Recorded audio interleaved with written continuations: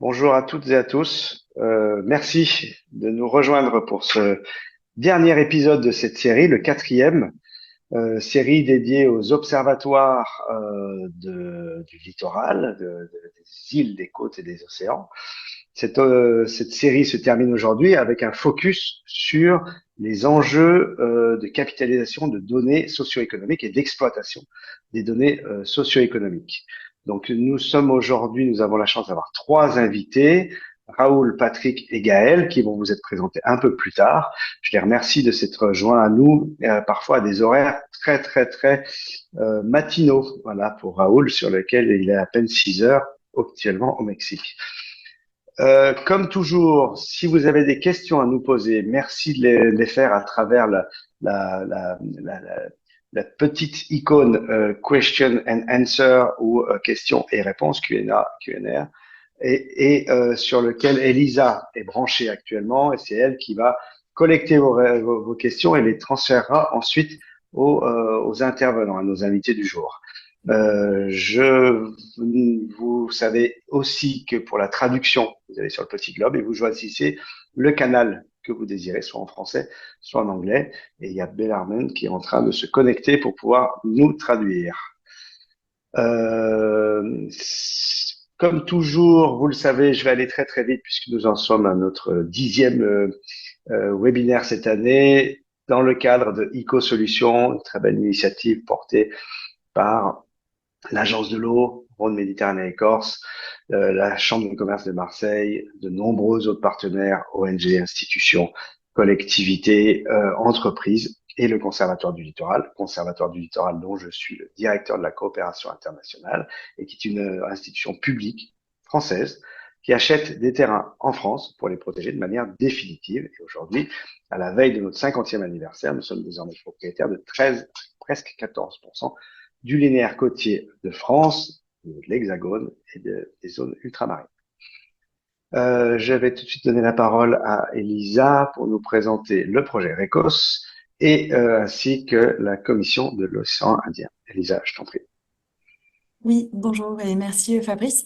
Alors du coup, la Commission de l'océan Indien est une organisation internationale, enfin intergouvernementale, qui regroupe 5 États membres, la République des Seychelles, la République de Maurice, l'archipel des Comores, Madagascar et la France au titre de la Réunion. Voilà, donc on est situé dans le sud-ouest de l'océan Indien et c'est la seule organisation régionale d'Afrique qui est composée exclusivement d'îles. Et du coup, elle bénéficie de support des grands partenaires internationaux pour mettre en place du coup des projets variés sur vraiment plusieurs thématiques, notamment tout ce qui est résilience des zones côtières à travers le projet RICOS.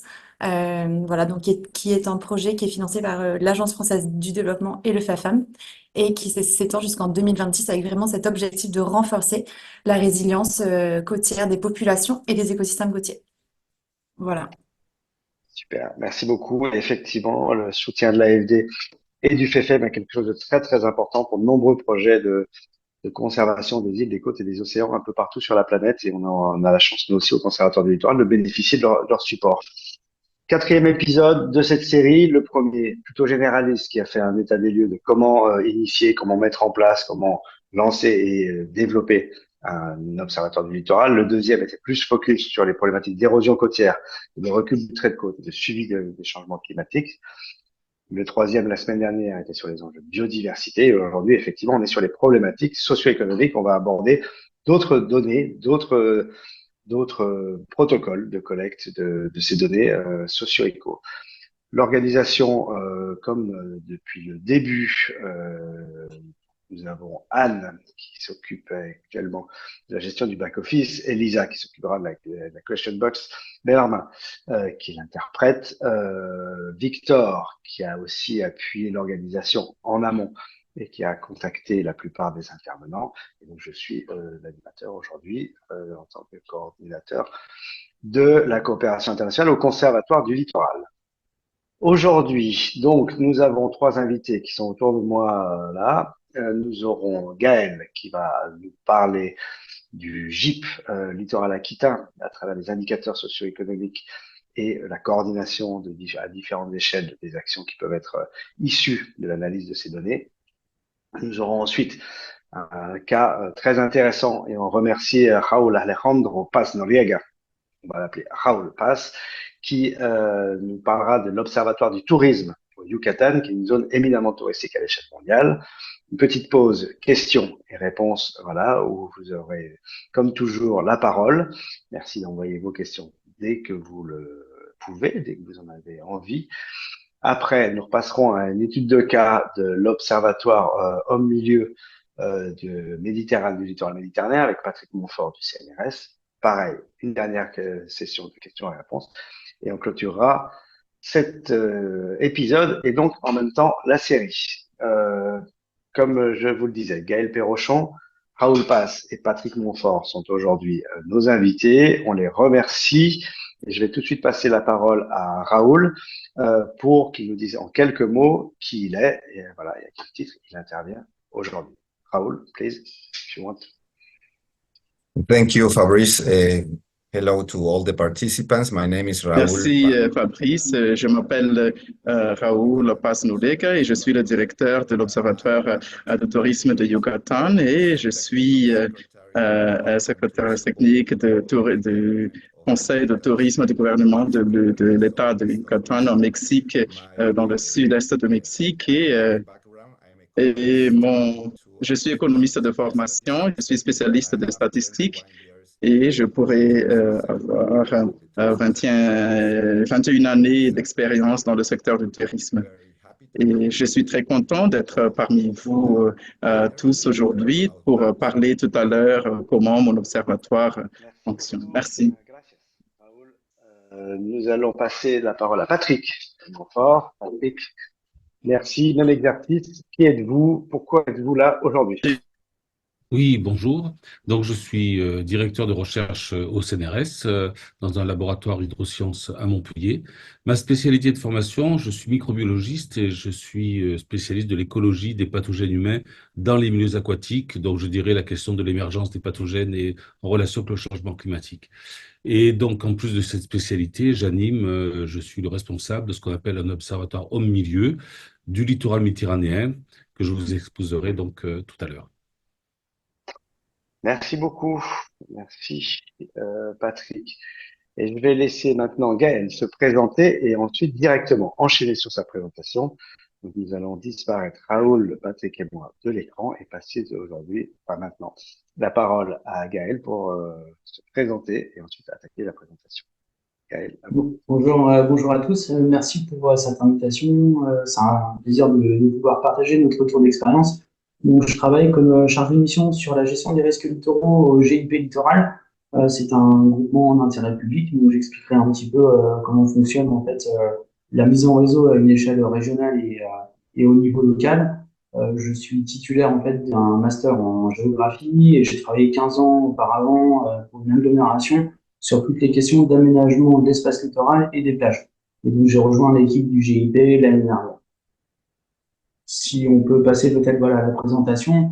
Le GIP, c'est quoi? C'est un groupement d'intérêt public, donc c'est une formule en fait juridique qui permet tout simplement d'institutionnaliser un partenariat pour développer des missions d'intérêt général. Donc, si on va sur la slide d'après, vous allez comprendre rapidement la composition. En fait, vous avez donc une cartographie qui représente la région Nouvelle-Aquitaine. Et là, vous avez donc les membres qui sont au sein du GIP littoral. Nous avons donc l'État, la région Nouvelle-Aquitaine, les 4 départements de Nouvelle-Aquitaine et toutes les intercommunalités littorales. L'objectif, c'est de réunir en fait tous ces acteurs pour discuter et échanger sur les questions littorales, notamment pour construire une feuille de route donc qui s'appelle le projet littoral 2030, comment réussir la transition du littoral en Nouvelle-Aquitaine.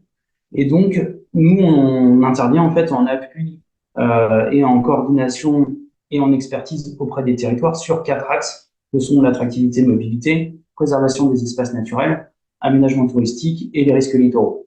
Donc là, aujourd'hui, je vais vous parler d'érosion côtière et d'aménagement du territoire et de gouvernance. Notre champ de compétences s'arrête à la zone littorale. On va travailler sur l'interface terre-mer, mais on ne travaille pas sur le milieu marin. On intègre aussi dans nos compétences toute la bande côtière, car quand on parle d'aménagement du territoire, forcément, on intègre cette bande côtière. On a une étude qui a permis de montrer que aujourd'hui, en Nouvelle-Aquitaine, sur la côte, forcément, c'est un territoire qui est attractif.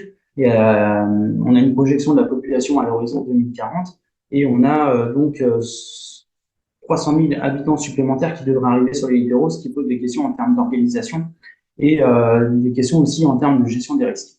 Donc, si on next, voilà. Donc là, sur la question des risques, quand on parle des risques littoraux, il y a le volet submersion et le volet érosion.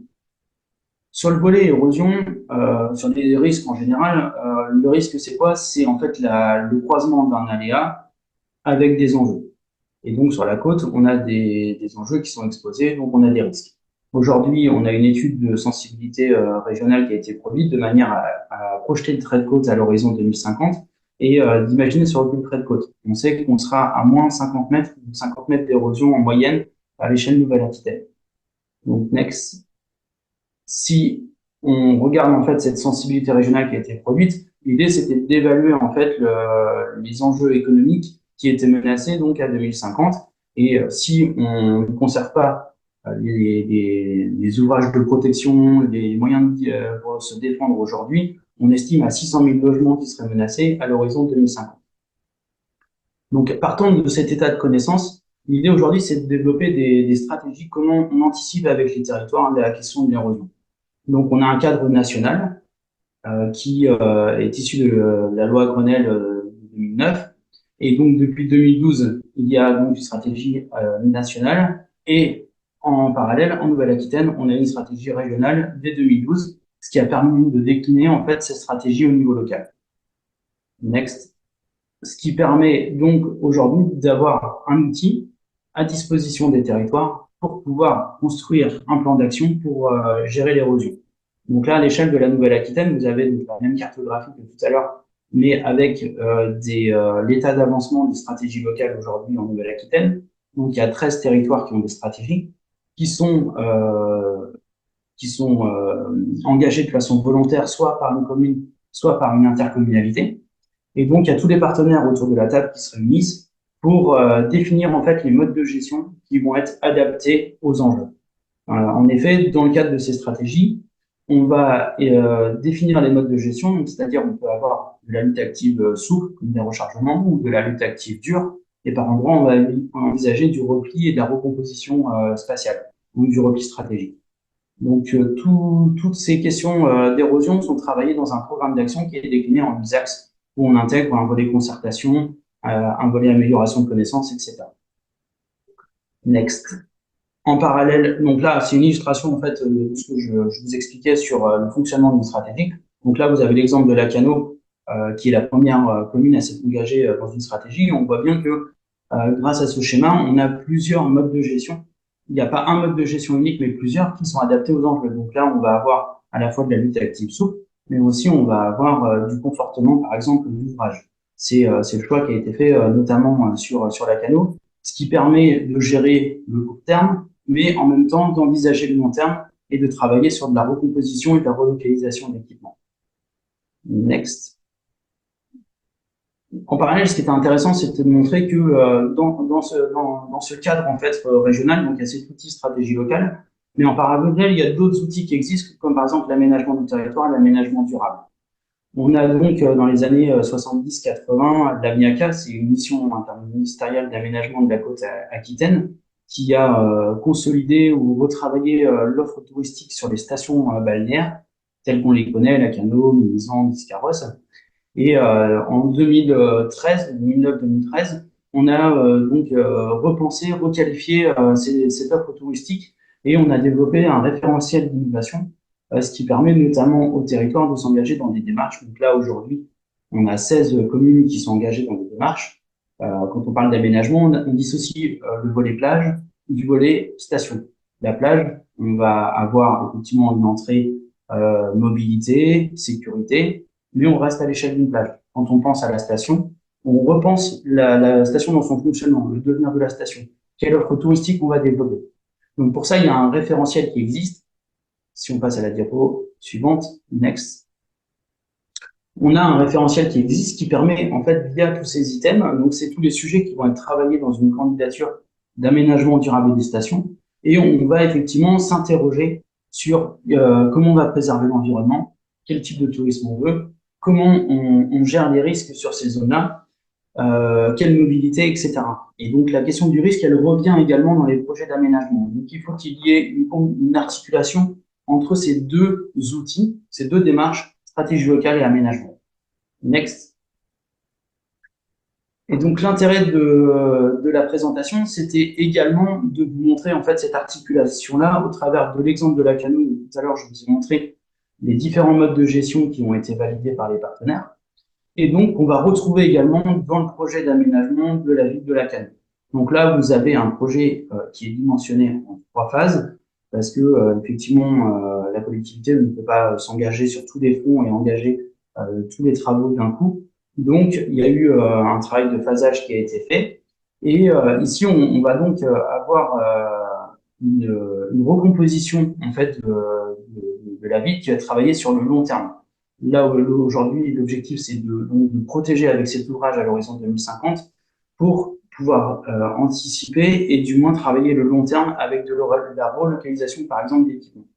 Donc, la première phase du projet, ça a été de retravailler les allées Hortal. Vous avez donc le coût du projet et donc ça a été démarré et là, ça a été achevé cette année. Donc, en fait, on a rendu piéton tout l'accès au front de mer de manière à requalifier l'offre commerciale et de recentrer cette offre vers l'intérieur de la ville. La deuxième phase du projet, c'est de renaturer la partie sud de la station balnéaire. On a la photo avant-après, donc c'est une perspective sur le devenir, mais cette perspective aujourd'hui, elle est quasiment réelle parce qu'on a effectivement les travaux ont été engagés et donc on a dépavé en fait toute cette partie du front de mer pour revégétaliser, remettre de la nature et surtout mettre la nature qui est présente aux alentours, c'est-à-dire reconstituer une dune avec de l'Oya, etc. Et la dernière phase du projet, je vous propose de passer à la diapositive suivante qui permettra de davantage mettre en lumière voilà, ce projet. Donc là, on a la situation actuelle où on a effectivement à la fois des parkings, mais aussi des activités. Donc là, on a un poste de secours et la maison de la glisse. Et l'objectif, c'est de relocaliser ces équipements. Donc là, on est sur du foncier public, donc ce qui permet aujourd'hui d'engager ces travaux-là. Et donc, l'objectif, c'est de relocaliser une partie de ces équipements en rétro-littoral. Donc là, on voit bien qu'on est sur une démarche de repenser la ville autrement, étant donné qu'en plus de ça, la commune, dans son projet, a créé un nouveau pôle d'échange multimodal qui permet de concentrer les flux et de les diluer à l'entrée de la station. Et donc, on va retirer progressivement les parkings qui sont en front de mer pour les reculer, les mettre en rétro-littoral, car dans une vision un peu futuriste mais réaliste, avec l'érosion, la plage du front de mer sur la partie urbaine risque à terme de disparaître. Donc, c'est comment on repense l'organisation de la ville pour diluer les flux sur les ailes, en fait, tout simplement de la station sur les plages un peu plus nature. Donc, ça montre bien cet exemple, comment on travaille aujourd'hui l'érosion côtière avec les communes à travers des outils différents entre le court terme et le long terme. Merci beaucoup, Gaël, pour cette présentation très claire. On voit bien effectivement comment on arrive à cette prise de décision et à cette réflexion sur voilà qui aboutissent à ce type de travaux. On vous garde pour les questions tout à l'heure, mais effectivement, il va y avoir des questions sur tout ce qui est données, puisqu'en fait, voilà, l'enjeu, c'est sur les observations du littoral. Voilà, comment est-ce que vous avez réussi à produire des données? Comment vous avez pu exploiter ces données? Mais bon, je vous laisse y réfléchir. On va passer tout de suite à Raoul et on fera une session de questions et de réponses avec vous deux voilà, après la présentation de Raoul. Merci encore Gaël et je vais laisser maintenant la parole à Raoul pour se joindre à nous de manière à entamer la deuxième présentation du jour sur l'Observatoire du tourisme du Yucatan. Je ne sais pas si Raoul a peut-être un problème pour ouvrir ses caméras. Je ne sais pas si vous pouvez, au niveau du back-office, ouvrir la caméra de Raoul de manière à ce qu'il puisse se joindre à nous et faire sa présentation. Ah, parfait. Raoul, you're back. No, I'll let you the floor if you want to. Vous êtes de retour, donc on vous donne la parole de vous présenter et également de présenter en fait l'Observatoire de tourisme de Yucatan. Donc à vous la parole, Monsieur Raoul. Oui, merci beaucoup Fabrice et merci à tout le monde. Tout d'abord, j'aimerais me présenter parce que ma présentation serait en anglais. Je ne parle pas le français très bien, donc mais je suis très content, très fier de vous parler de l'Observatoire de Yucatan dans l'État de Yucatan à Mexico. Donc, que ce soit vous êtes en Europe ou l'Observatoire français, je vous remercie de m'avoir invité, la COI et tous les projets RECOS de l'océan Indien, de m'avoir invité à cette occasion. Donc, on peut peut-être commencer avec la présentation maintenant.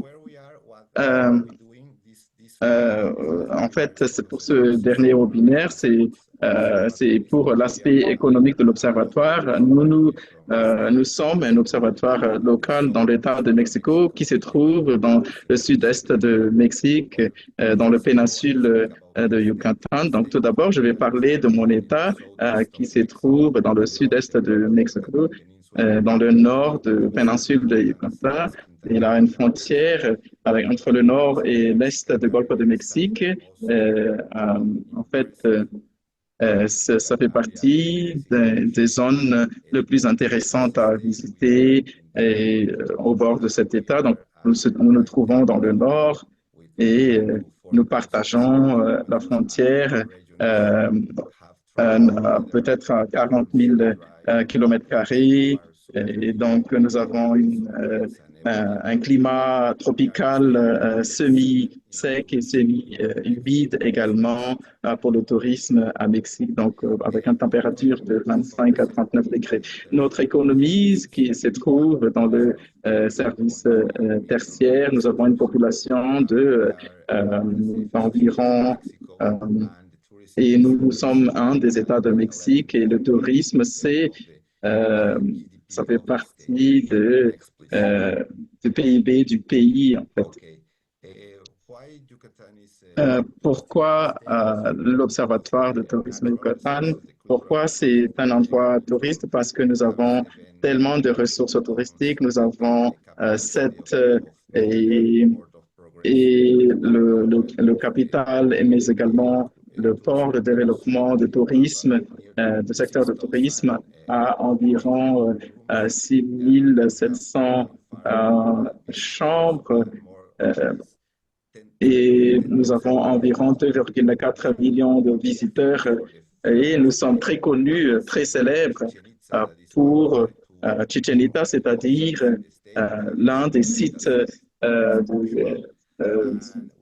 le patrimoine mondial et nous avons environ 3 millions de personnes qui sont des personnes venues pour des excursions. Et l'Observatoire a été créé en 2018 pour gérer des informations par rapport au développement du tourisme.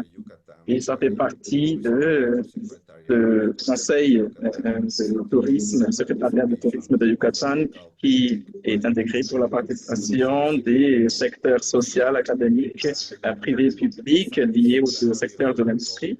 Et en janvier 2023, notre organisation a été acceptée comme nouveau membre de l'INSTO, le réseau network de l'Organisation mondiale du tourisme. Et nous sommes en train de devenir un observatoire de tourisme durable de Yucatan. Donc, par rapport à l'observatoire, notre objectif, c'est de générer des informations par rapport pour les indicateurs de tourisme mis à jour pour développer des stratégies pour améliorer la compétitivité des destinations de Yucatan à Mexique et en 2018, il y a des opérations de ce sens. On a généré 20 produits financés par des ressources publiques avec des délivrables, des articles publiés de plus de 50 disponibles dans notre site web observatoryucatan.org.mx. Et la majorité de ces études sont disponibles en espagnol, mais on est en train de les traduire en anglais pour que ces informations soient disponibles à toutes les personnes. Suivant, s'il vous plaît. Et comment notre observatoire fonctionne? Ça fonctionne en fait avec la participation volontaire de 15 membres qui ont le droit de parler, de vote également, avec 5 membres avec le droit de parole et invités dans notre session depuis les parties de l'organisation des États, y compris des organisations non gouvernementales. Donc, nous avons un type de travail qui fonctionne avec les études.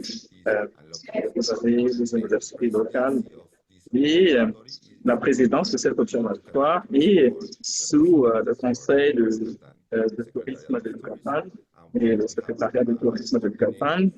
Et nous avons un coordinateur de notre université locale. Et ce que nous faisons également, nous travaillons pour développer des systèmes d'indicateurs.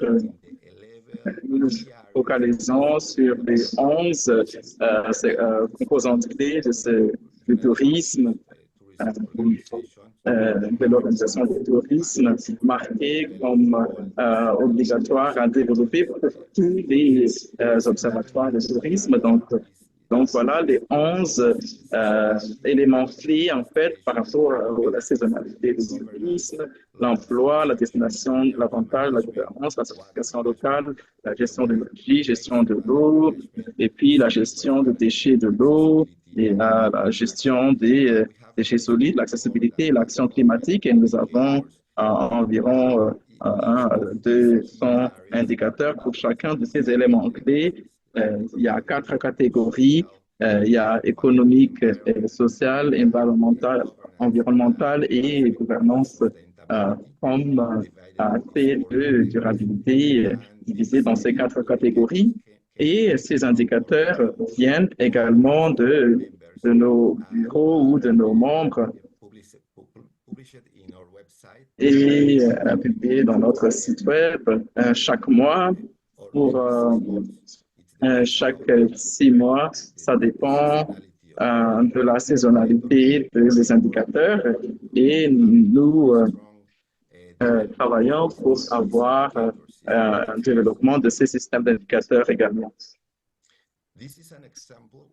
Voilà donc un exemple. Je n'ai que 3 de ces indicateurs pour respecter le temps que nous avons aujourd'hui. Voilà un exemple de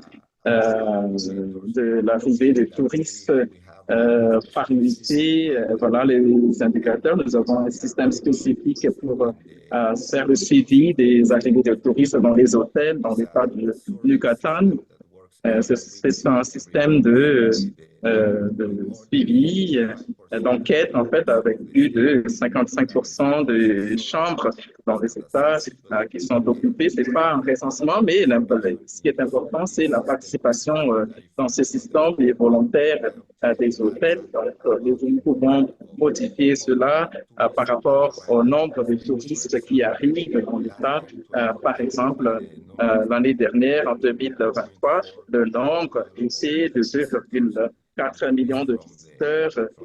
Il y a une augmentation par rapport à l'année précédente de 2022 parce que nous sommes dans un processus de redressement en fait qui émane des années de 2020-2021 où l'État a été également affecté par la pandémie de COVID-19.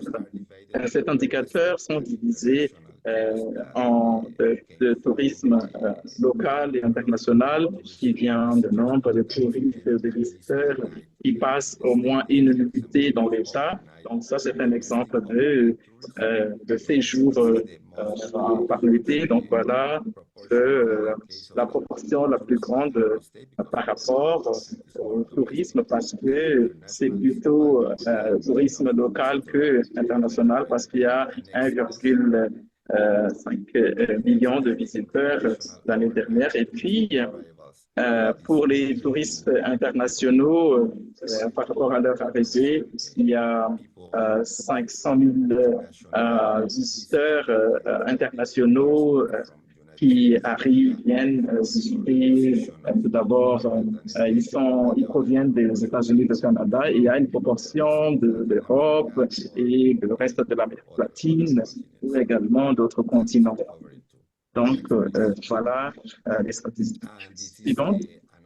Et voici un autre indicateur qui vient de notre système, sont le répertoire des établissements dans les États. Voilà le cas du nombre de chambres. Et pour les chambres d'hôtel disponibles, il y a plus de 6 000 chambres disponibles. En fait, ça ne n'inclut pas des systèmes comme le Airbnb et d'autres qui fonctionnent dans les États parce que nous développons au niveau annuel pour s'assurer que ces nombres soient inclus. Ça inclut uniquement les hôtels formels.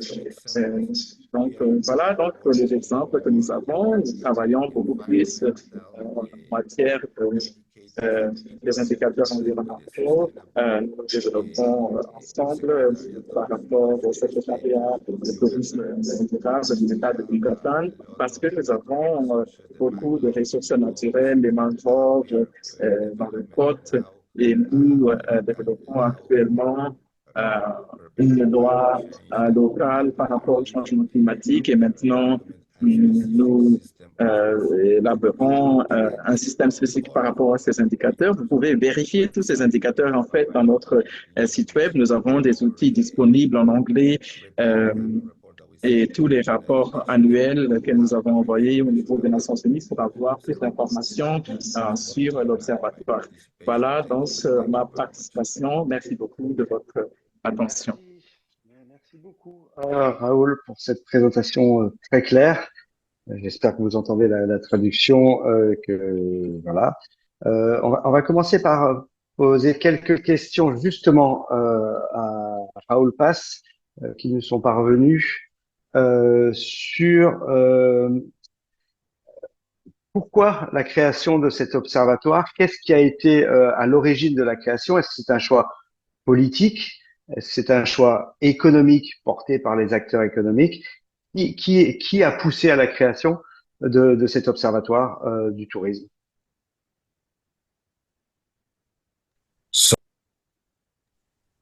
Sorry, Fabrice, I have some problem with my translation. Can you repeat Okay. in English, please? Yeah, I will ask in English. Who was the leader Donc, qui était le leader pour lancer cet observatoire? Est-ce que c'était un choix politique ou bien c'était les parties prenantes économiques qui avaient besoin de ces informations économiques? Oui, ça c'est une question très intéressante parce que à l'origine, l'observatoire a été créé en 2018 par rapport aux demandes des parties prenantes, des parties prenantes privées, pour que le gouvernement, le secteur public aurait des interventions pour les citoyens. Donc, c'était quelque chose de plutôt enfin, question de gouvernance et le secteur académique et privé pour avoir certaines interventions par rapport au nombre de gouvernements.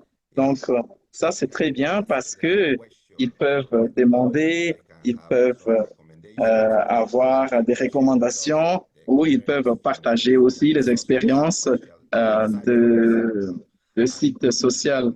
Donc, maintenant, notre objectif politique est bien sûr,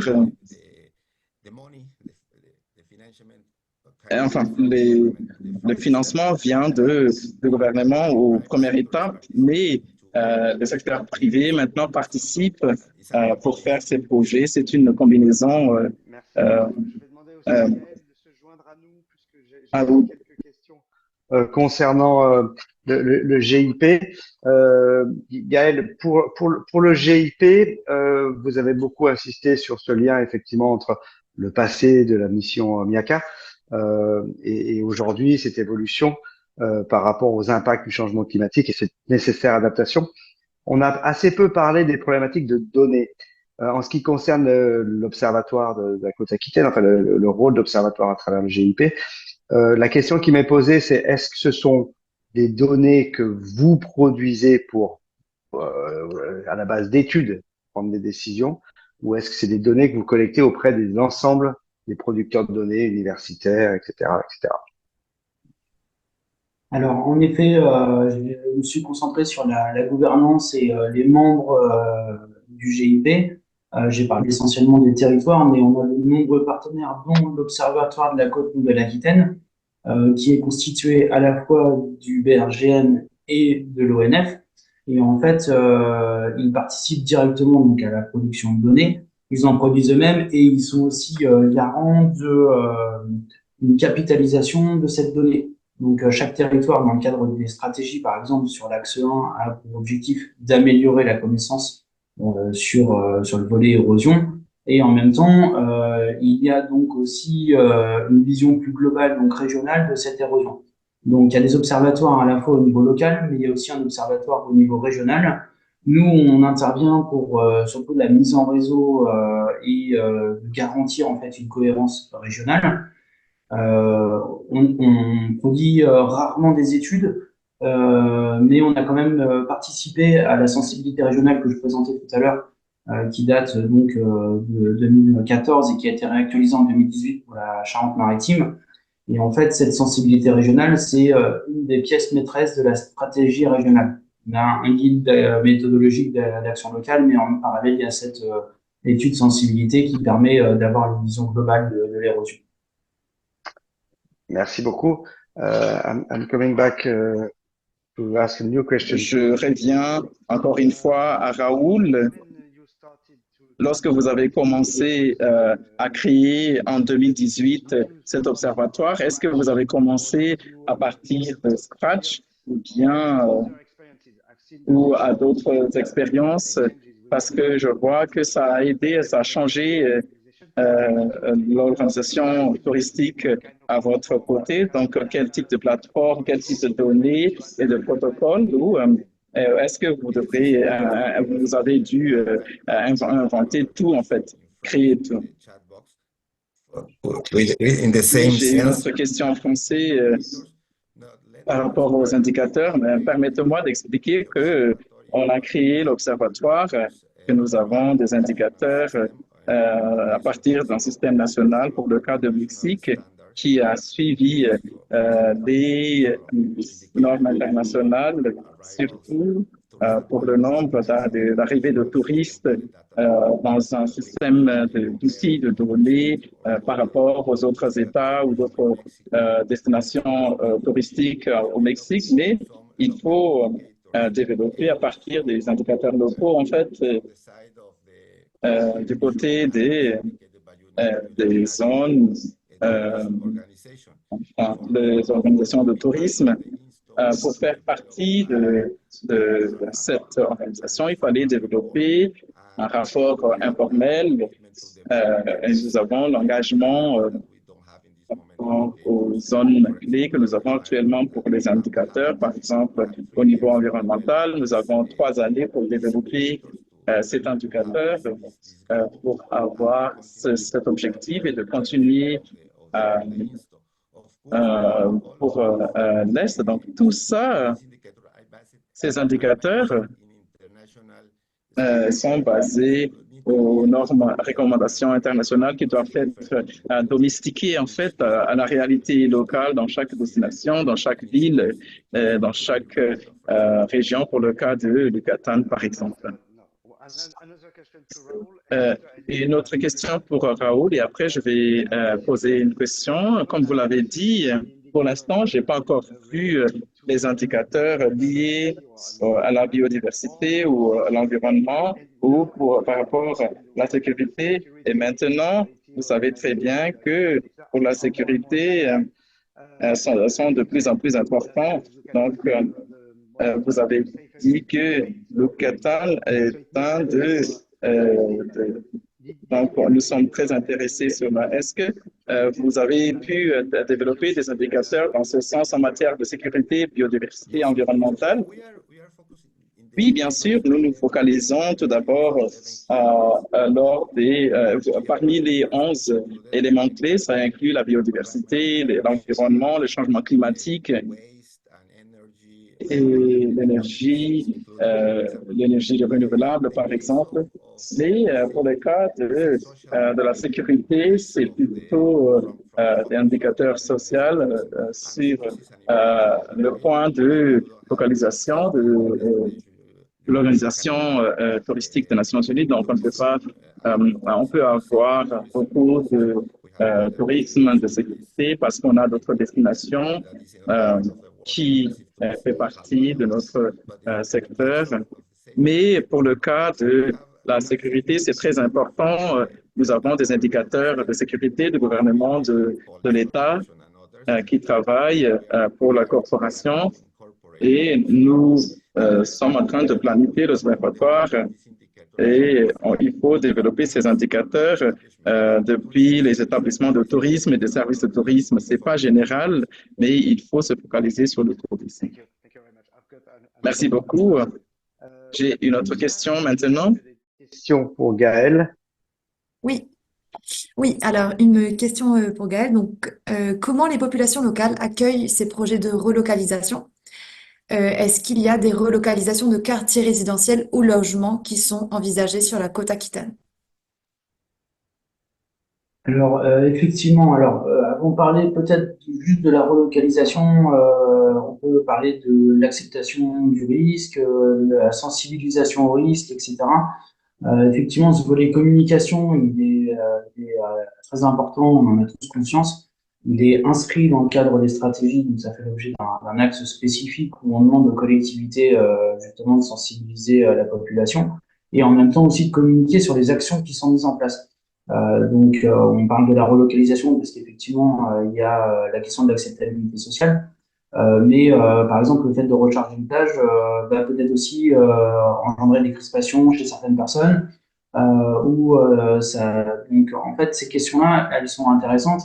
Dans le cadre des stratégies, on propose des modes de gestion qui sont adaptés aux enjeux, comme je le disais. Il y a des études d'analyse coût-bénéfice qui permettent de justifier, c'est-à-dire que les élus vont pouvoir s'emparer de la stratégie et expliquer à la population pourquoi on a choisi tel mode de gestion. Parce que d'un point de vue opérationnel et financier, c'est le mode de gestion qui est le plus adapté aujourd'hui.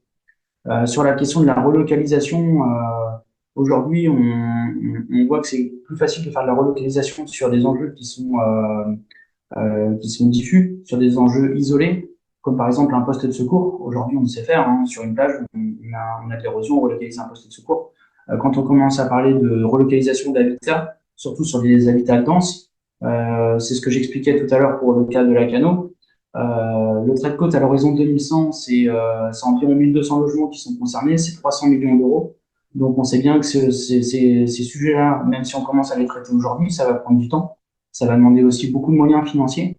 Donc la loi climat et résilience a permis d'apporter des réponses avec des outils, mais les territoires sont encore en attente de financement. Donc comment on finance l'érosion aujourd'hui? Voilà. Donc, on voit bien qu'il y a des questions qui se posent. Ces sujets-là sont sur la table. Il y a des réflexions engagées. Mais ça va avancer plus ou moins facilement en fonction du degré de relocalisation à faire et ça va poser aussi la question de la maîtrise foncière sur des territoires où il y a une grosse attractivité, une grosse pression touristique et foncière. Donc aujourd'hui, on va se concentrer sur des espaces qui appartiennent aux collectivités, donc les espaces publics, où on a des enjeux publics. Ce sera les premiers éléments à relocaliser certainement. Merci beaucoup. D'où l'intérêt aussi du Conservatoire du littoral comme acteur foncier qui intervient sur les côtes aquitaines, notamment dans une logique, là aussi, d'adaptation, de conservation des paysages, de la biodiversité, d'accueil du public, mais aussi désormais dans une logique d'adaptation des territoires aux enjeux du changement climatique. Elisa, une autre question? Yes, so a question for Raoul. So you mentioned the Il y a une question pour Raoul. Vous avez mentionné la complexité de destination de touristes, combien des objectifs de l'Observatoire. Donc, est-ce que ça permet pour les problèmes de conservation, pour les ressources naturelles, je m'excuse pour artificialisation de gestion d'énergie, quels indicateurs seraient intéressants par rapport à ce sujet-là? Thank you, Lisa. It's for me, right? Of course. Okay, yes. How I said, we have Oui, et nous avons comme partie de ces indicateurs obligatoires, nous nous focalisons sur l'énergie ou les déchets également. Non, en la gestion de déchets ou la gestion de l'eau, bien sûr, ça fait partie de la compétitivité. C'est la conservation de ces ressources naturelles pour les générations à venir. Et bien sûr que nous faisons partie de notre indicateurs qui nous se focalisons dans ce secteur. Par exemple, pour le cas de Yucatan, l'eau est très importante. Nous avons des systèmes souterraines, d'eau souterraine, mais il faut développer aussi des systèmes de gestion pour avoir de l'eau propre pour que ça ne soit pas contaminé par d'autres déchets agriculturels ou chimiques. Donc, ça fait partie des indicateurs, enfin, le nombre de déchets des hôtels ou des maisons de ménage, des villes. Donc, voilà donc à quoi ressemblent les indicateurs très faciles, mais c'est pas facile d'avoir ces nombres-là, de collecter ce chiffre-là du secteur privé ou du secteur public. Et à cet instant-là, comme j'ai dit, nous travaillons avec de nombreux officiels de gouvernement et on essaye de développer un système pour le cas des hôtels pour l'utilisation, par exemple, de l'énergie alternative, que ce soit énergie solaire ou éolienne. Combien parmi ces énergies sont utilisées par les hôtels parce que les changements, les grands changements, les grands hôtels utilisent l'énergie alternative actuellement pour le Mexique par rapport au coût de production. Ils utilisent l'électricité commune qui est fournie par le carbone. D'autres combustibles, sources de combustible également. Donc, voilà les indicateurs que nous pouvons développer dans ce cas-là. Merci beaucoup. Il y aurait encore une question à vous poser à tous les deux. Le temps passe. Thank you very much for all the answer. We will now Merci go pour toutes les réponses. Patrick. Maintenant, on va continuer avec Patrick pour d'autres exemples. Donc, si vous avez quelques temps, vous pouvez rester jusqu'à la fin de cette séance et peut-être que vous pourrez aussi, si vous avez des idées par rapport à l'Observatoire sur les activités sociales. Donc, merci encore une fois, Gaël et Raoul. Nous allons passer la parole à Patrick, effectivement, chercheur au CNRS, une prestigieuse institution en France sur la recherche. Patrick, je ne sais pas si vous êtes bloqué au niveau de votre caméra, mais si vous pouvez à nouveau ouvrir la caméra. Mais voilà, on va vous laisser la parole et voilà, vous laisser apparaître. Merci beaucoup d'avoir accepté de nous partager cette expérience sur l'Observatoire au milieu du littoral méditerranéen. Et je vous laisse tout de suite la parole pour nous présenter cette expérience. Merci. Donc, l'Observatoire au milieu du littoral méditerranéen, c'est donc un dispositif de recherche qui est parmi les dispositifs de recherche interdisciplinaire sur les interactions homme-environnement de l'Institut d'écologie du CNRS. Il y a actuellement 13 OHM, 6 sur le territoire français, 2 sur les territoires outre-mer et 5 situés à l'étranger. Alors, c'est donc l'objectif est donc de travailler en interdisciplinarité et en relation avec les parties prenantes. L'objectif est de mettre en lumière les enjeux écologiques et les enjeux socio-économiques de la maîtrise de l'urbanisation côtière. Suivante. Next. Voilà, ok, merci. Donc, comme tous les OHM, il y a un cadre conceptuel qui a défini l'observatoire. Nous avons un cadre, je dirais, socio-écologique, c'est la pression démographique humaine massive sur le littoral, l'urbanisation, le tourisme, les transports, qui sont considérablement accrus depuis le milieu du XXe siècle, avec des modifications associées concernant les comportements et les usages. Il y a ce qu'on appelle un événement perturbateur ou fondateur de l'OHM, qui, dans le cas présent, est la reconnaissance dans les années 90 de la nécessité d'une gestion durable des zones côtières et donc l'émergence du concept de gestion intégrée des zones côtières, la GIZC, qui a été pris en compte à partir des années 2000 en France. L'observatoire, en plus, la particularité, juste celle d'avant, de s'être situé sur 4 sites, de la côte méditerranéenne française, avec des degrés d'anthropisation différentes, depuis la Corse, avec la côte de Balagne et la lagune de Bigoulia, la côte du golfe d'Aigues-Mortes à côté de Montpellier, et enfin la côte, une grande ville urbaine, le littoral de la ville de Marseille. Next. L'effet, l'observation excusez-moi, dans le cas de l'OHM, bien sûr, il y a une pression récente et majeure aujourd'hui, qui est donc la question de l'élévation du niveau de la mer, tel qu'on l'a déjà évoqué, qui provoque la question de la submersion, de l'érosion et des crues éclairs. Et donc la question, c'est aussi comment s'adapter comment adapter le littoral donc à ce changement climatique, notamment dans le cadre de recomposition spatiale. Next. L'OHM donc se pose différentes questions dans un cadre interdisciplinaire avec les parties prenantes.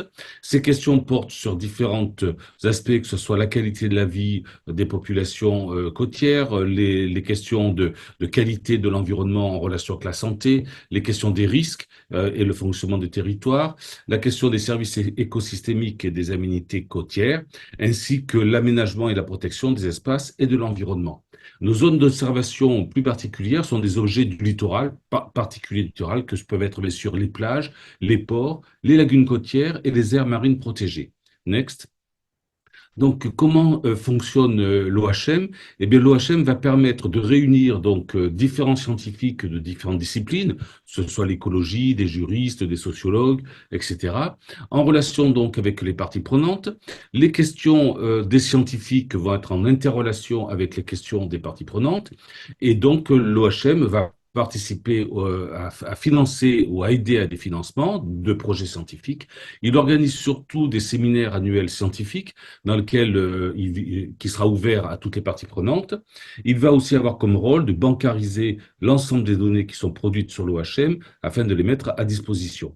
Les parties prenantes concernées sont bien sûr les élus du littoral, les maires et les élus représentatifs de ces communautés littorales, les administrations concernées de l'ensemble des territoires, que ce soit depuis le local, au niveau régional et au niveau des administrations de l'État, des organisations comme le Conservatoire du littoral ou le Conservatoire des espaces naturels, et bien sûr les associations de citoyens.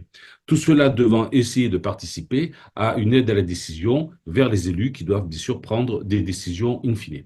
Next. Je vais donc vous expliquer rapidement quelques exemples de travaux que nous avons portés sur le littoral dans le cadre de fréquentation touristique ou de restauration des lagunes. Next. Dans le cadre des lagunes, nous avons essayé de travailler sur ce qu'on appelle les petites lagunes côtières que l'on trouve dans le golfe d'Aigues-Mortes. Next. Une des questions que nous avons été obligés d'aborder, c'est la propriété de ces lagunes. Les lagunes ne sont pas souvent des domaines publics, elles peuvent être de domaines privés, ou dans le domaine public, il peut y avoir des partages différents entre des communes. Le Conservatoire du littoral, bien sûr, intervient aussi. Et donc, on peut avoir des lagunes, même dont la surface, même d'une petite lagune, peut être partagée entre plusieurs propriétaires. C'est important à comprendre ces régimes de propriété quand on veut comprendre comment sont gérées ces lagunes. Next. Parce qu'il est évident qu'il y a sur ces systèmes socio-économiques des conflits d'usage que ce soit pour les pêches, pour la production de coquillages, puisqu'il y a de la conchyliculture. Il y a la question du tourisme, la question par exemple de construction de ce qu'on appelle des paillotes sur les plages en période estivale, et bien sûr toute la question de la pression de l'élévation du niveau de la mer dont on vient de parler. Ici, une animation qui montre une évolution sur le golfe d'Aigues Mortes entre 2015 et 2150 des lagunes, où on voit bien que le cordon littoral continue à exister, mais il a reculé, il s'est recomposé, puisque ce qu'on appelle le cordon littoral, c'est un bord de sable qui roule sur lui-même et qui va se déplacer en fonction de cette élévation au niveau de la mer. Next. Les travaux ont pu montrer qu'il y avait une meilleure état écologique de ces lagunes par une réduction des apports, notamment en nitrate, des bassins versants. Donc, il y a eu des efforts importants par les acteurs du système sur ces contaminations. Il y a donc eu une amélioration de la biodiversité dans ces systèmes lagunaires, mais on a aussi aujourd'hui des questions avec des espèces invasives, notamment la question du crabe bleu. Ce qui est important aussi pour nous, c'est de suivre ce que je dirais la recomposition spatiale naturelle, dans le sens où il va y avoir de la formation de nouvelles lagunes à l'arrière des lagunes actuelles, par les lagunes, ce qu'on appelle intermittentes, qui sont des lagunes qui sont sèches en période estivale et qui peuvent être en eau l'hiver, et qui elles-mêmes vont du coup se recomposer dans le système. C'est ce qui va permettre aussi au littoral de s'adapter. Par contre, le questionnement futur qui se pose, notamment dans le golfe d'Aigues Mortes, c'est le devenir de ces grandes stations balnéaires qui ont été construites dans les années 70. Next. Une des questions sur lesquelles nous avons travaillé, c'est la fréquentation des plages dans un contexte urbain, celui de la ville de Marseille. Marseille a la particularité d'être bien sûr une très grande ville, mais avec très peu de plages. Donc ce sont des plages très fréquentées, et nous avons suivi à la fois la fréquentation de ces plages sur plusieurs périodes estivales, sur plusieurs jours, du matin au soir. Nous avons questionné les baigneurs pour savoir qui ils étaient, pourquoi ils venaient à la plage, qu'est-ce qu'ils y faisaient. Et puis surtout, nous avons suivi en même temps, vraiment une étude intégrée, la contamination de l'eau de baignade en termes de bactéries d'origine fécale ou antibiorésistantes, ainsi que la présence des produits de protection solaire. Et nous montrons très bien que les baigneurs contribuent largement à la dégradation de la qualité des eaux de baignade tout au long de la journée par cette fréquentation, aussi bien sur le plan microbiologique, par des apports de eux-mêmes des baigneurs en termes de contamination fécale, ou du niveau chimique par les produits, ce qu'on appelle les produits de protection solaire. Cela pose le problème de la gestion de ces surfréquentations, de l'adéquation ou pas des normes de contrôle sur la qualité des eaux de baignade, et enfin de l'impact sur les écosystèmes. Next.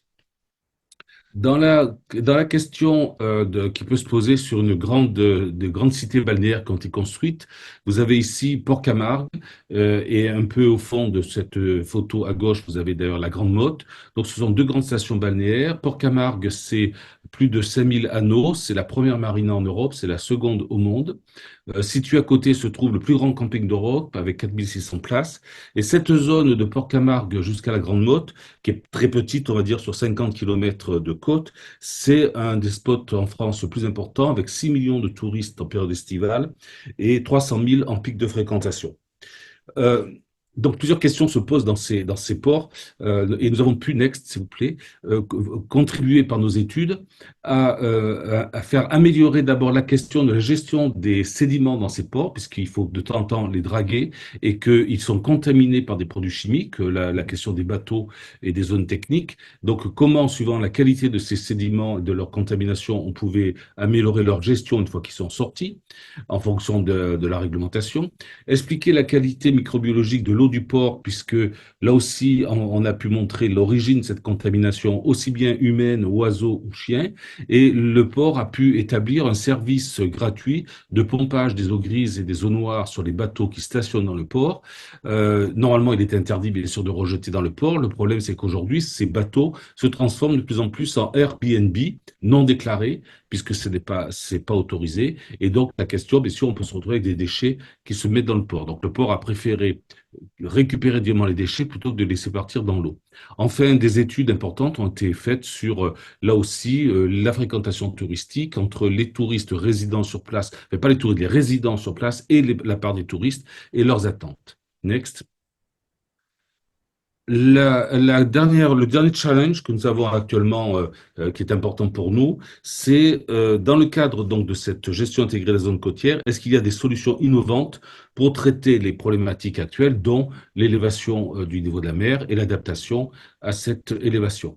Donc aujourd'hui, nous travaillons, nous mettons en place ce qu'on appelle un Living Lab, mais qui est déjà la question de l'OHM, c'est lui-même un Living Lab, sur les solutions fondées sur la nature, de façon à contribuer. Donc, peut-on contribuer à l'adaptation du littoral au risque de submersion et d'érosion, à réduire les impacts liés à l'anthropisation du littoral, à soutenir la biodiversité, tout en améliorant la gestion des usages de l'espace littoral et la qualité de vie des usagers face aux fortes fréquentations touristiques des rivages. Donc aujourd'hui, c'est vraiment une des questions majeures que nous travaillons avec les parties prenantes. Je vous remercie. Merci beaucoup, Patrick. C'était très riche, très intéressant. Beaucoup de questions pour la dernière intervention de cette série sur les observatoires. Euh, Elisa et Anne ont des questions qu'elles ont récupérées dans la question box et par ailleurs. Moi, je commence par une question un peu délicate qu'on a abordée vaguement dans les autres observatoires, mais là encore plus. Euh, Analyser de la donnée socio-économique de ce type-là, ça veut dire qu'on va la transformer en information. Et la transformer en information, est-ce que c'est pas déjà une approche politique de la chose qui va peser sur les choix des décideurs? Est-ce que c'est pas là déjà le fait de transformer ces données en information, c'est déjà orienter les choix et donc là aussi être partie prenante des choix pour un futur d'un territoire. Voilà, c'est un peu délicat, mais ça m'intéresse vraiment Non, d'un point de vue de la donnée. C'est une réalité, hein. oui, oui, c'est pas délicat parce que votre question, pour moi, elle rentre plus largement dans la question, le rôle du scientifique aujourd'hui dans ces questions et doit-il être un acteur du changement et donc de participer à la transformation des systèmes. C'est un peu ça. Moi, je pense que là-dedans, je répondrai avec deux visions. Je pense que d'abord, en tant que chercheur, la transformation, ce qu'on appelle des données, l'interprétation des données, elle doit être strictement scientifique. Et pour nous, le strictement scientifique, elle est validée par les pairs lorsqu'on publie. Parce qu'à côté, bien sûr, de ça, il y a des publications scientifiques qui sont faites sur ces données. Et ça, c'est la validation par les pairs. Donc, cette question-là, pour moi, je dirais quand même une assurance sur la qualité de la donnée et sur l'interprétation que l'on en fait en tant que scientifique. Ensuite, lorsqu'on discute avec les parties prenantes, c'est évident qu'on peut avoir un rôle plus fort en essayant de les orienter dans des prises de décision qu'ils devraient faire par rapport à ce qui se passe aujourd'hui. Ça me semble évident. Mais on restera, je dirais, clair dans nos positions si la donnée que l'on produit, elle a un aspect rigoureux scientifiquement. Voilà. Merci beaucoup. Je vais passer la parole à Elisa qui a des questions. Une dernière, justement, le temps qu'elle allume sa caméra. Au fil du temps, vous avez vu une évolution dans dans le comportement, notamment des décideurs. Une des questions que je me pose, c'est en termes d'outils de communication à destination de ces décideurs, est-ce que vous avez vu aussi des évolutions? J'ai vu une des plaquettes que vous avez montrées où on voit des images avant, après, voilà, pour le futur. Bon. Est-ce que ça aussi, ça joue beaucoup aujourd'hui dans la compréhension des décideurs de la nécessité d'intervenir? Bon, les images que j'ai montrées, ça, je crois, d'ailleurs, c'est le conservatoire qui les a produits elle-même, donc ce sont pas des. Je faisais un peu la pub de ma boutique, mais pas uniquement. Enfin, je trouve que c'est intéressant d'avoir cette approche Voilà, donc c'est de évident que prospective dessinée. avec les collègues, bon, ceux qui ont travaillé sur la restauration des lagunes, ils ont travaillé avec le conservatoire d'ailleurs du littoral, avec les différents aspects, avec l'agence de l'eau. Donc, c'est évident qu'on récupère des informations qui sont produites par différents niveaux. Je pense que excusez-moi, du coup, j'ai perdu le fil sur la question que vous Sur les posiez. outils de communication et leur évolution aussi, de Communication, manière à bien s'adresser aux tout à décideurs. fait. Moi, je pense que l'outil principal, ça reste avant tout, et c'est ce qui est la force des OHM, les séminaires et les rencontres entre scientifiques et l'ensemble des parties prenantes. Parce que lors de ces rencontres, il y a un échange. Moi, je dirais, on a mis plus de 10 ans pour que les acteurs aient confiance en nous. Quand je dis confiance, c'est-à-dire nous connaissent, comprennent ce que l'on faisait et qu'est-ce qu'on pouvait leur apporter. Ça a mis plus de 10 ans à construire l'OHM. Et au bout de 10 ans, on a pu faire des séminaires parce qu'il suffit pas de dire à un maire, ben venez, on va faire un séminaire. Le maire, il a plein de choses à faire, il vient pas comme ça. pareil pour les administrations, que ce soit l'ADREAL au niveau donc, de l'État, que ce soit même le conservatoire ou les acteurs que l'on connaît. Il ne suffit pas de dire on fait une réunion pour que tout le monde vienne. Donc c'est un travail de fond. Et je pense que c'est celui-là le plus important. Les plaquettes de communication, la communication, bon, il faut en faire. Parfois, c'est plus vers, je dirais, vers les médias, vers la société. Mais c'est le rapport individuel, c'est la confiance entre les individus. Et c'est ça qui est la force, je pense, dans un observatoire ou dans toute structure humaine. Merci beaucoup. Je vais proposer à Gaël, Raoul de se joindre à nous pour les dernières questions et Elisa qui relaie les questions pour Patrick. Oui, alors on a une question au niveau du fonctionnement de l'OHM. Qui est-ce qui est à la base de la construction d'un OHM et est-ce que c'est pareil pour tous les OHM? Et est-ce que ce sont que les scientifiques qui récoltent la donnée ou autres partenaires? Et puis, donc ça c'est un peu en termes de fonctionnement. Et puis une question un peu plus précise. Donc pour le cas des lagunes dans le golfe d'Aigues-Mortes, les projections à l'horizon de 2150 sont par rapport à quel scénario de changement climatique? Les études sur ce sujet sont-elles déjà très avancées ou sont assez récentes? Bon, alors, parce qu'il y a plusieurs choses, je les vois en même temps. Donc, le fonctionnement qui est à la base. Alors, les OHM, les observatoires au milieu, c'est un outil de recherche. Donc, c'est construit avant tout par les chercheurs. Mais lorsqu'on veut construire un OHM, il est fait, par contre, toujours sur le même principe que je disais tout à l'heure, qui est à la fois ce qu'on appelle le fait structurant, donc qui est une anthropisation du système en général, et un élément fondateur qui va déclencher une évolution du socio-écosystème sur une trajectoire différente de celle qu'il aurait dû suivre.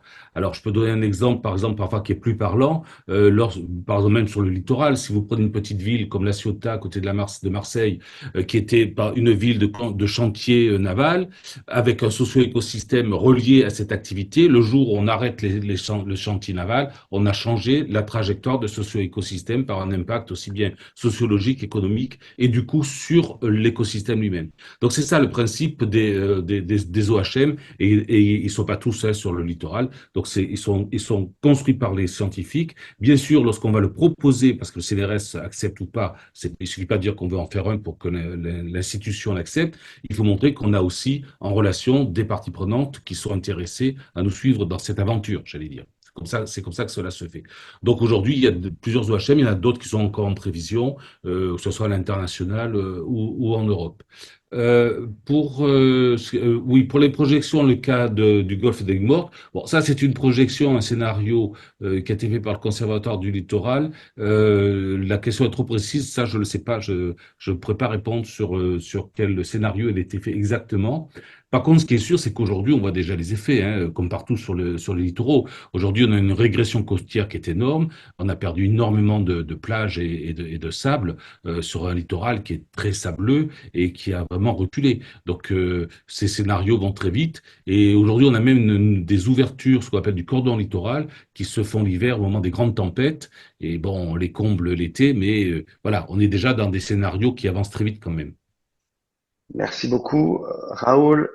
Je ne sais pas si Non, j'ai répondu à toutes les c'était questions très qu'il y clair. avait, mais On va vous poser une dernière question chacun ou vous proposer un dernier mot.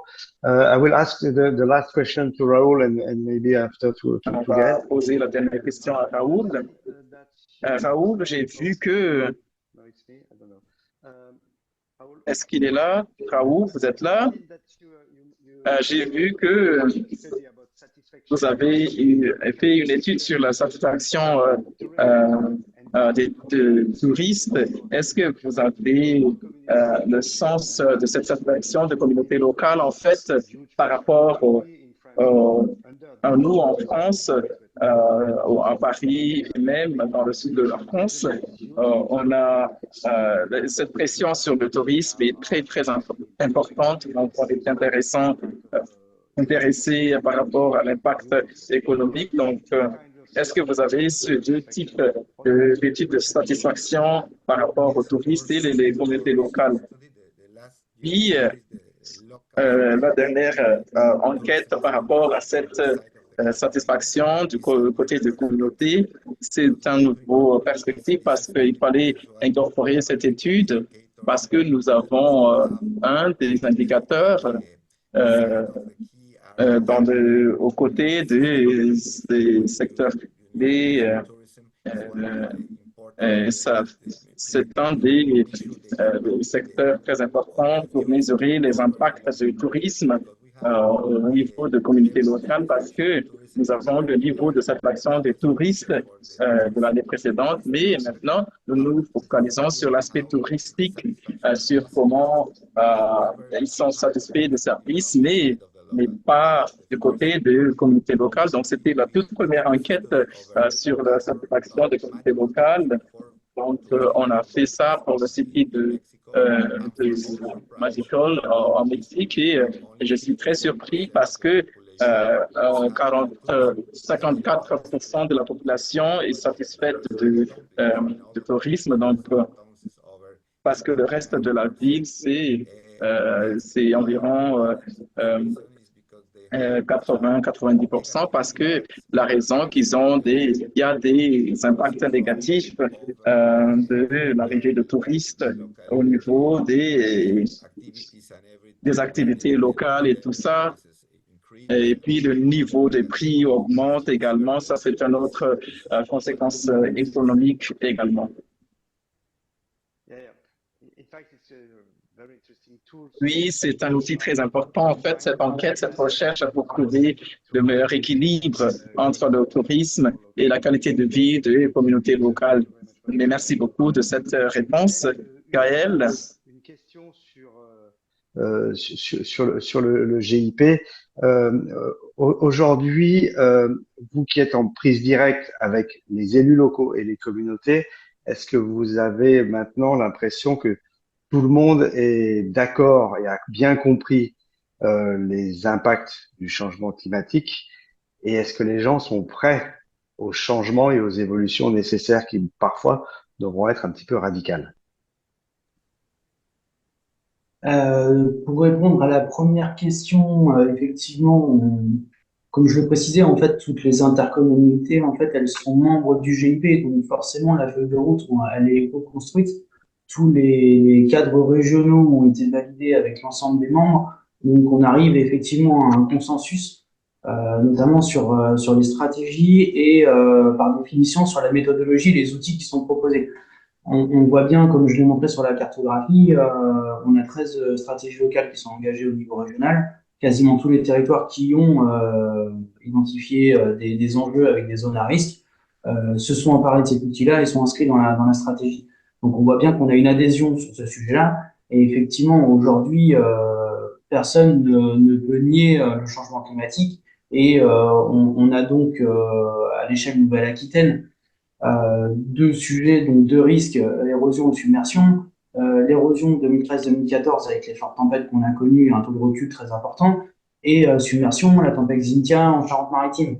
Donc on voit bien qu'on est confronté à ce risque et effectivement les territoires aussi sont face au risque, que ce soit les territoires et les habitants. Donc voilà pour répondre à la première question. Et la deuxième, effectivement, ça revient à la sensibilisation et à la culturation au risque. Et on voit bien qu'il peut y avoir parfois une méconnaissance des publics qui viennent peut-être acheter sur un territoire littoral où il y a une méconnaissance du risque. Donc effectivement, il y a toujours cette nécessité d'acculturation. Mais l'objectif, c'est effectivement de travailler conjointement tous ensemble avec la population sur ces questions-là. Merci en tout cas pour l'invitation, pour l'organisation du séminaire. Merci de nous laisser la possibilité de partager ce retour d'expérience. Non, c'est très, très intéressant pour nous. Et effectivement, les gens qui vous écoutent viennent de différentes parties du monde et tous les retours d'expérience sont enrichissants pour lancer les mêmes dynamiques. Dernière question de cette série pour Patrick. On voit que vous avez une approche systémique à travers la gestion intégrée des zones côtières, etc. dans votre une approche un peu holistique sur la collecte des données, les interacteurs, etc. Est-ce que ça se retrouve au final jusqu'à la phase projet? Est-ce que au-delà de ces réflexions en amont, on peut aujourd'hui avoir des impacts, y compris systémiques, jusqu'à la phase très opérationnelle? C'est-à-dire de la part des acteurs, c'est Oui. ça? Moi, je pense je dirais oui, il y a un exemple qui s'est produit aujourd'hui sur la côte occitane. Parce que bon, nous, on est là pour observer, pour comprendre ce qui se passe. Et c'est notre rôle en tant que recherche. Et ce qui est très surprenant, puisque bon, toutes les régions en France doivent, enfin les régions côtières doivent établir le schéma d'adaptation du littoral au changement climatique. Ils ont décidé aujourd'hui de regrouper les communes sur le littoral, on va dire depuis la Camargue à l'Espagne. Ils ont fait 6 regroupements, mais les regroupements, ce qui est assez extraordinaire, n'ont pas été faits sur des bases politiques, parce que bien souvent, les communes vont dire oui, moi je vais bien travailler avec la commune d'à côté parce qu'elle est du même bord politique, que l'autre je veux pas parce que c'est pas. Donc on va retrouver souvent la problématique des conflits ou des approches politiques. Là, en fin de compte, ils se sont basés, je dirais, sur des résultats scientifiques, puisque les regroupements tout le long du littoral se sont faits sur la base des cellules hydrosédimentaires qui circulent dans le golfe d'Egmort. Donc, les communes qui étaient situées en face de chacune de ces cellules hydrosédimentaires, qui sont donc un résultat de recherche scientifique sur les courants qui ont lieu dans le golfe d'Egmort, ont permis à ces communes de se dire, oui, celles qui sont sur la même cellule hydrosédimentaire ont des effets identiques sur le littoral, et donc les questions et surtout les réponses à apporter seront les mêmes. Et du coup, ils se sont regroupés sur cette base-là. Ça, je pense que c'est quelque chose de nouveau, qui a été une vision de se dire, on peut aborder la question de cette adaptation en écoutant les scientifiques et certainement en regroupant des questions qui sont identiques. Voilà. Donc ça, je pense que c'est assez positif. Je dis pas que c'est l'OHM qui en est la responsable. Attention, nous, on est là, on regarde, on contribue aux animations. Ça a été fait par rapport à d'autres travaux, par la région elle-même qui a porté cela. Hein, c'est la région Occitanie.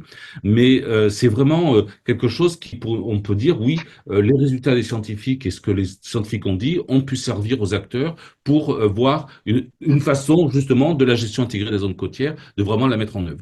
Voilà. Merci beaucoup, Patrick, pour toutes vos interventions. Thank you, Raoul, for being with Merci us. beaucoup, Raoul, de se lever très tôt ce matin. C'est une opportunité d'améliorer votre niveau de français également. Fait tout le lien entre l'AMIACA, je rappelle que l'AMIACA, c'est ce qui est la source de création de la loi littorale en France, voilà, qui a inspiré largement la loi littorale. Et merci pour toutes ces précisions. Merci à Elisa, Anne, Victor, j'espère que Miari, Bellarmine, j'espère n'oublier personne, voilà, qui ont contribué à cette série sur les observatoires du littoral. J'espère que tout ça se passera sans trop d'artificialisation de nos côtes à l'avenir et qu'on arrivera effectivement à trouver un bon équilibre entre le développement et la conservation pour trouver un futur harmonieux pour toutes les communautés locales. Merci à tous. On vous donnera des nouvelles pour la prochaine série et sur quel thème ce sera. Mais merci de suivre nos actualités sur la plateforme EcoSolutions. Et à très bientôt à toutes et à tous. Merci encore pour de nous avoir suivis. À très bientôt. Thank you. Merci, au revoir. Au revoir. Thank you. See you.